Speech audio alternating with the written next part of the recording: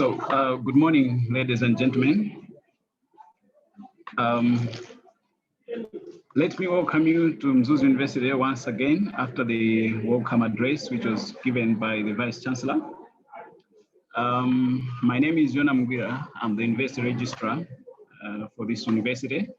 And we are happy that you've been able to report for your studies following your admission through a competitive process to start your various studies at Mzuzu University.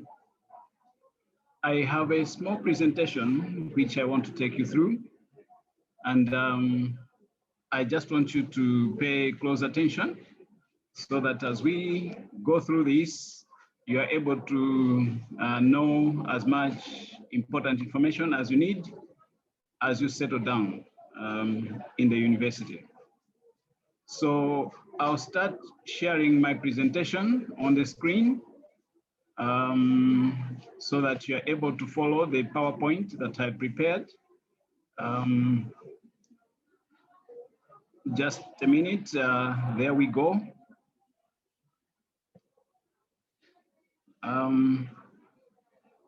So my presentation was to talk about student support systems and processes, but I've also tried to share with you on the university administration so that you're able to appreciate the operations of the university, how it is structured and how it is operating. So this university is a state university created by an act of parliament. And being a state university, we have an act and statute. And currently, the university is headed by the Chancellor, who is His Excellency Dr. Lazarus McCarthy Chakwera. And we have a council of the university, which is chaired by Ambassador Howard Dilowe. On the management side, we do have a Vice Chancellor who spoke to you earlier, and his name is Professor John Saka. He is the Chief Executive Officer of the university, responsible for day-to-day operations of the university, while the council is responsible for the policy direction in the university. Coming back to that slide, then within the Vice Chancellor's management team, we have the University Registrar, Mr. Yona Mugwira, Director of Finance, Mr. Anthony Sabuni, the librarian, Mr. Felix Majawa, and Director of Research, Professor Wells Singini. We have 2 vacancies within management at the moment for the Deputy Vice Chancellor, who is under recruitment, as well as the Director of Studies. We also have a University Internal Auditor, Mr. Togozani Malwak. So in a graphical presentation, that's the structure of the university, headed by the Chancellor. But in terms of policy direction, we have the council, and then the Vice Chancellor's chair of management team, with all his principal officers and other officers of the university and of the centers, faculties, and institutes.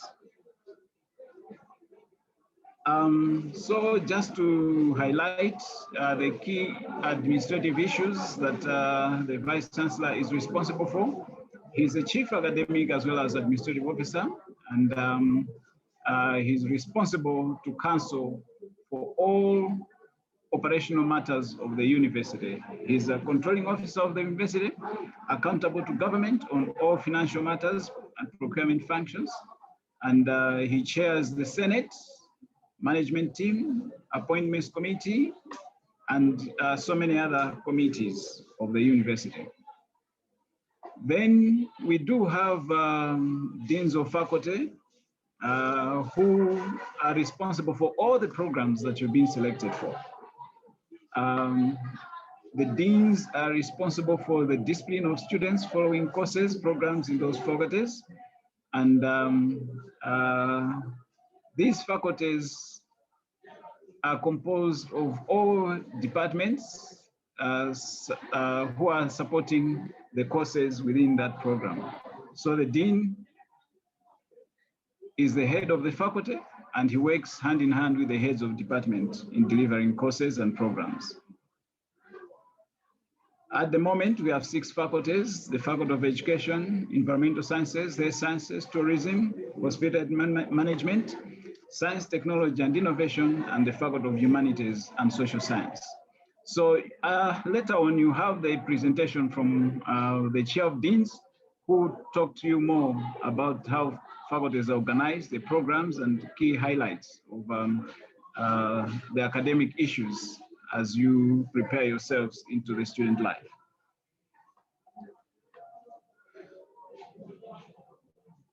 And I mentioned the heads of department who are responsible for developing courses and delivering the courses, including registration of you as students.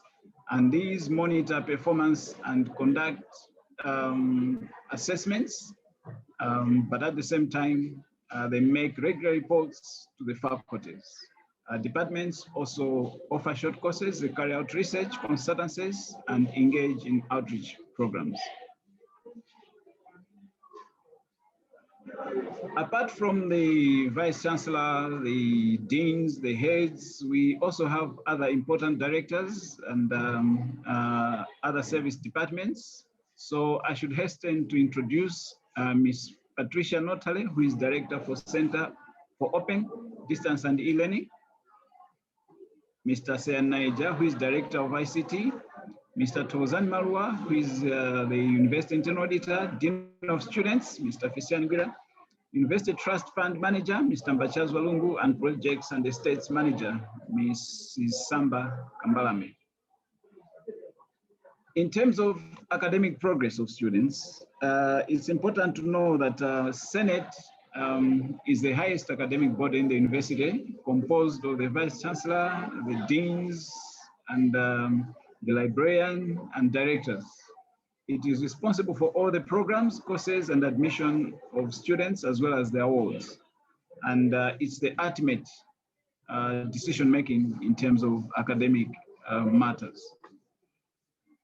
Within the administration, we have the University Registrar, who is responsible to the Vice Chancellor for all administrative work in the university. And he's got his job as listed down. I'll not bother to go through that, but I'll come to this slide, which talks about how the Registrar's department is organized. We have the University Registrar, who is myself, and within my office, I'm supported by 5 key officers who are responsible for different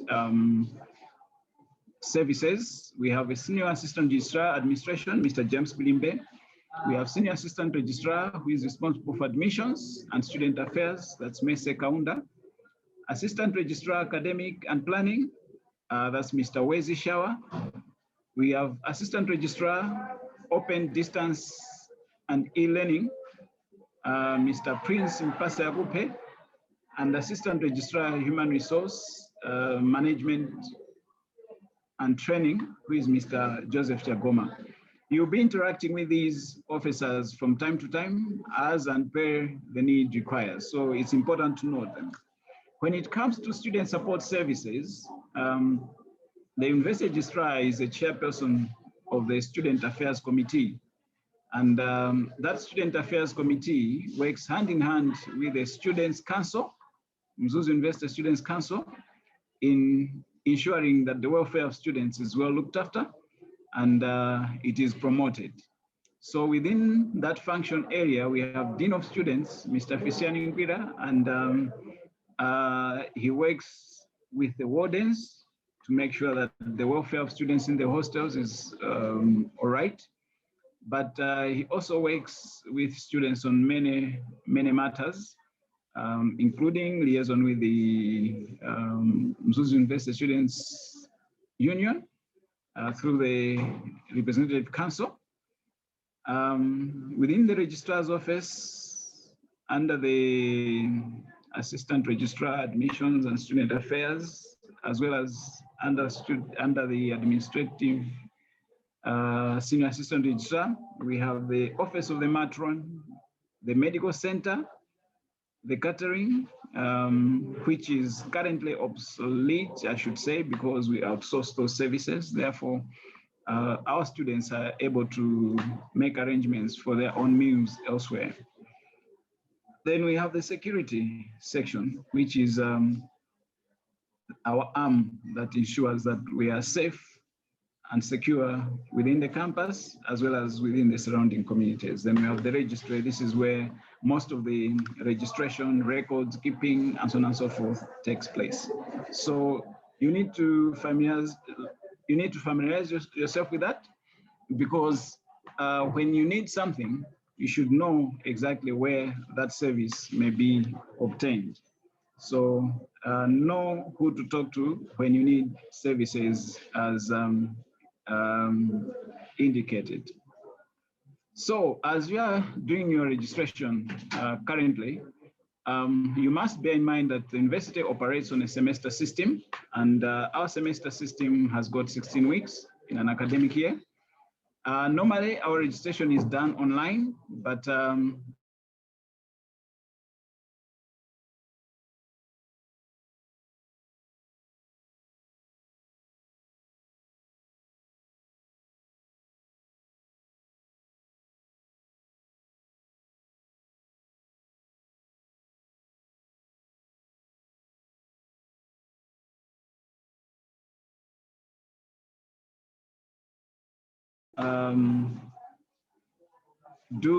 submit your medical report, original copies of your certificates and transcripts, and all other academic requirements that the academic faculties would like to require. And our registration stretches from Monday to Friday this week.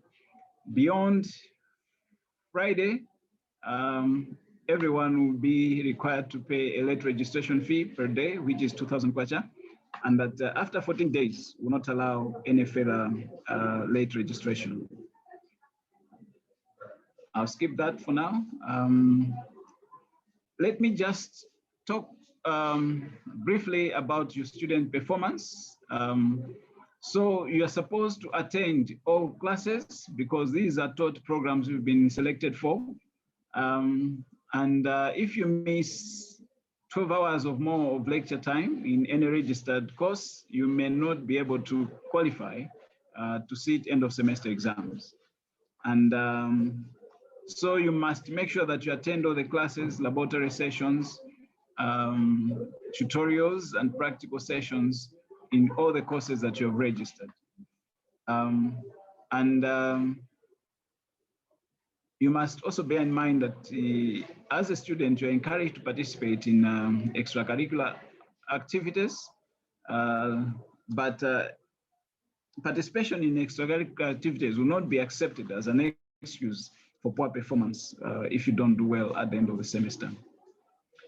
Issues of examinations, we have regulations for the control and conduct of examinations, which will be uploaded on the website.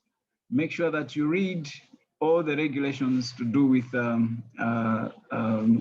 examinations. Because any candidate found guilty of misconduct in an examination may be disqualified, not only in that examination and subject, but also from all other examinations. And the university may take further disciplinary actions. Assessments do vary from faculty to faculty. At the moment, that's the situation. If you miss an exam without a valid reason, you get a mark of 0 for that examination. And perhaps one may ask, what does it mean to miss an exam with a valid reason or not a valid reason?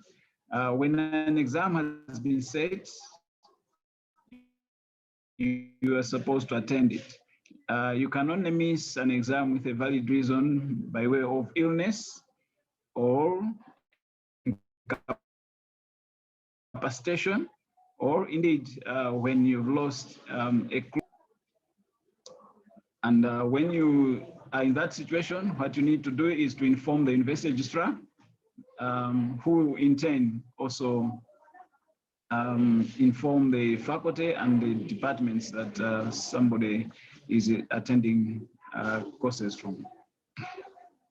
So that's our grading system for now. The dean, the chair of deans may elaborate more on those issues. A deferred examination, I thought I should also say that this is an exam which applies in case somebody missed an exam with a valid reason. So once it has been established, it means you might be eligible to sit for an examination.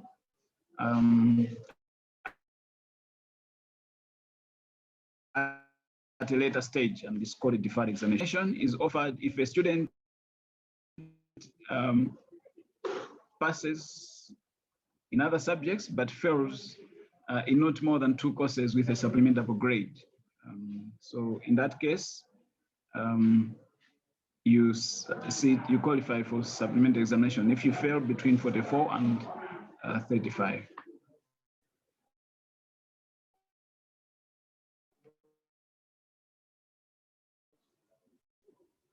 And if you pass, and if you fail supplementary examination, you repeat the course. And the dean, the chair of deans will also highlight on issues of repeat courses. But in your own time, also take time to read through this presentation because it will be uploaded on the website. And this information is also contained in your student handbook, which is already on the website, and so you must read. Otherwise, the sad thing that happens to us as students, if we are not very serious, we may end up failing courses, and as a result, we may end up being withdrawn on academic grounds prematurely. And that's what we need to prevent from happening by concentrating on our studies. So the conditions for premature withdrawal on academic grounds are if you are failing a repeat course, or if you score 3 or more courses with unsupplementable grades.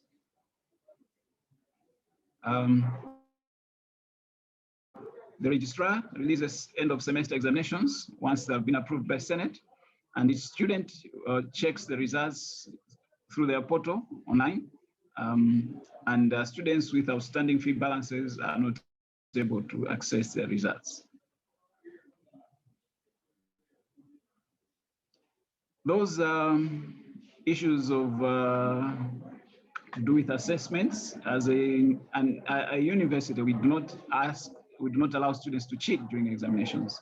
So those are forms of cheating, and you need to prevent that from happening. Because once you're caught cheating,